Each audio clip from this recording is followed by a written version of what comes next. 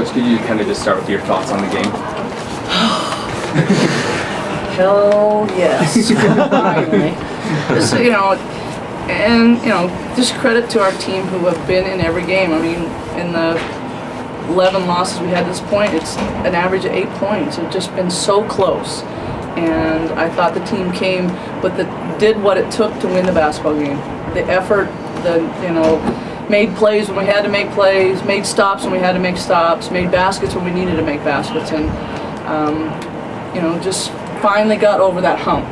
And at one point I think we were down by 3, and that's usually what happens in every game. And we got within 1, and then we went ahead by 1, and so that was kind of the breaking point, because that's where we've been many games. And finally tonight we've got over that hump in that last 5-6 minutes, and we're still in the game and had a chance to win. So just proud of their effort. That was the thing that I really asked for. Was Idaho State is a team that outworks people. They're smaller, they're undersized, but they work hard. Their work ethic is incredible, and I said we have to outwork them. They're not going to come into our place and outwork us on our court. And the team did that. They did what we needed to do. Last week you talked about the team coming out flat at halftime. What was different tonight?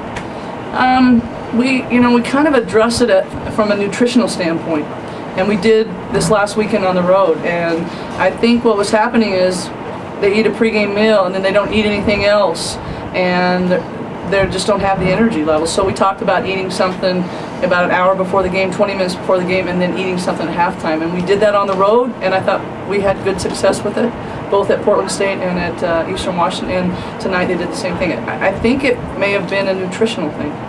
Just not enough calories, not enough energy. It seemed like on offense you were really stressing getting the ball in the post early. Was there something that you saw that you thought you could exploit? No, they're just, that might be the first team that's smaller than us. There's size-wise, they're smaller. Pickering at the 4 is a lot smaller even than Caitlin Anderson. So, we felt like that's a higher percentage shot. Let's go at them inside, and if we can get some of their kids in foul trouble, they don't have a lot of depth with experience. Coach, it seems like there have been, like you mentioned, a few games this season that have gotten away from you close to the end. How satisfying is it to see your team come in and really get a grinded out win? It's just, you just want the team, you want the players to have that stamp of approval for all their hard work. I mean, they've never lacked the effort or the desire to come out and win a game and play 40 minutes. We just didn't always play. Our theme the last couple of weeks has been complete the possession. We'll play it out, they'll take a shot and one person won't box out, and if just that one person would have boxed out, they wouldn't have got the offensive rebound. So it's kind of the culmination of, in order to win, we have to play 40 minutes every possession. You have to play the entire time you're on the court. You have to play hard. You can't take rest. You can't take time off. And they've kind of learning that. I mean, some of it is young people learning that at this level. You take a little rest and somebody scores an offensive board on you, and we might lose by 2, and that might have been the one possession had you not taken that play off. So I think some of it's been the teaching and the learning to young people about playing every possession. Every possession matters. So is it rewarding for them to get the win? Absolutely. They've just been so close and played hard and bought into the game plan. We've just been that close. And tonight we finally got over that hump, and when it got down the stretch and they made a little run and we responded and we made a little run back. And it seemed like down the stretch towards the end of regulation and at the start of overtime, it seemed like the players were really communicating well. It seemed like Caitlin was being really vocal with her teammates. How valuable is that kind of leadership? Caitlin's leadership all year has been valuable. Caitlin and Abby are our 2 team captains, and just their vocal leadership. We usually have at least one of them on the court all the time, sometimes 2. But I think Caitlin was disappointed that she missed those free throws in regulation, and I think she was upset as a senior, and we came to the bench and said, forget it, the game's over, and we've got a 5-minute game. And we talked about it's just a 5-minute game right now. Doesn't matter what happened for the last 40 minutes. We're going to win this 5-minute game. We can do this. And you just kind of have to clear their minds, clear the slate, and let's start over right now. We're on our court, 5 minutes each possession. We're going to win it on defense.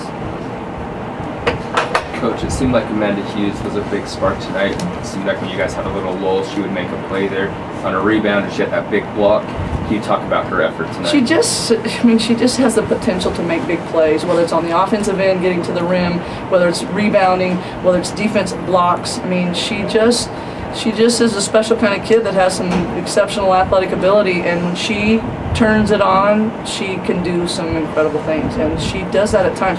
She's kind of getting this little feistiness in her as she gets more and more experience and more confidence and wants to win, and you kind of see that. I mean, when she gets fired up and feisty, she goes after the ball, she goes after blocks, she's going to score the basketball, and you're not going to stop her. And it was very valuable tonight. I mean, between Caitlin and